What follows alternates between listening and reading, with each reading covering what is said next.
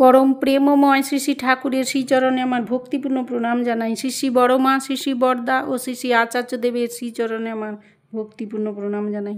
ঠাকুর পরিবারের প্রত্যেকের চরণে আমার ভক্তিপূর্ণ প্রণাম জানাই। আজকে ঠাকুরের দয়ার একটা বিশেষ ঘটনা বলবো। হঠাৎ এক্সপ্রেস ট্রেন চলন্ত অবস্থায় থেমে গেল এক ভক্তের কাতর প্রার্থনায়। শ্রী শ্রী ঠাকুরের এই দয়ার কথা আমি আজকে বলবো।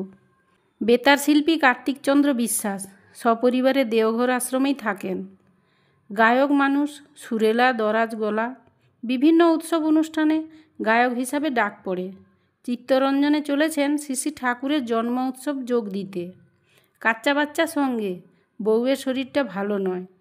দৌড়ঝাঁপ করে তৈরি হতে হতে ট্রেনের সময় হয়ে গেল। একটা টেম্পো ভাড়া করে যোশীডি স্টেশনে যেতেই গাড়ি এসে গেল। আর দেখা দেখির কোনো বালাই নেই, ভুলটা হলো ওইখানেই। টেম্পো চালকও বলল, ওই তো আপনার ট্রেন এসে গেল, তাড়াতাড়ি টিকিট কেটে গাড়িতে উঠুন। টিকিট কেটে গাড়িতে ভালোভাবেই উঠে বসলেন। যদিও বসার জায়গা তিনি পেলেন না, কোলের মেয়েটাকে নিয়ে দাঁড়িয়ে রইলেন। গাড়ির কামরা দেখে তার কেমন জানি খটকা লাগে মনে। বেনারস এক্সপ্রেসের ভেল পাল্টে গেল নাকি? সাধারণ শ্রেণীর কামরায় পুরু গদি, মেঝে ঝকঝকে তকতকে, কোথাও এক টুকরো কাগজ বা বিড়ির টুকরো পড়ে নেই। গাড়ির মধ্যে জনৈক মধ্যবয়সী উত্তরপ্রদেশী ভদ্রলোক জিজ্ঞাসা করলেন, আপনি কত দূর যাচ্ছেন? বিশ্বাসদা হেসে বললেন, চিত্তরঞ্জন। দাদাটি বললেন, এটা তো হিমগিরি, একেবারে থামছে সেই গিয়ে আসানসোলে। বিশ্বাসদার চোখের সামনে সূর্যে ফুল, মাথাটা ঝিমঝিম করে উঠল। সর্বনাশ, সময় মতো পৌঁছতে না পারলে উৎসব অনুষ্ঠানে যোগ দেওয়া যাবে না, তাহলে তার চিত্তরঞ্জনে যাওয়াটাই বৃথা। কি হবে এখন?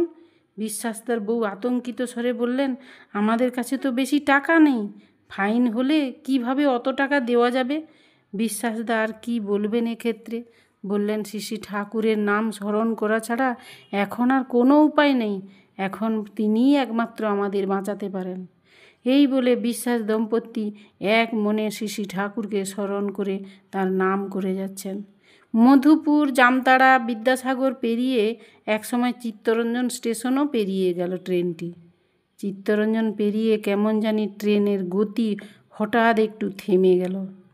রূপনারায়ণপুর স্টেশনে আচমকা ট্রেনটি থেমেও গেল। ট্রেনের যাত্রীরা তো অবাক, এত ছোট স্টেশনে তো এই ট্রেন থামে না, ট্রেনটা থেমে গেল কেন? গাড়ির একজন যাত্রী বিশ্বাসদাকে বললেন, আপনার ঠাকুর খুবই জাগ্রত, তিনিই আপনাকে নামানোর জন্য ট্রেনটি থামিয়ে দিলেন।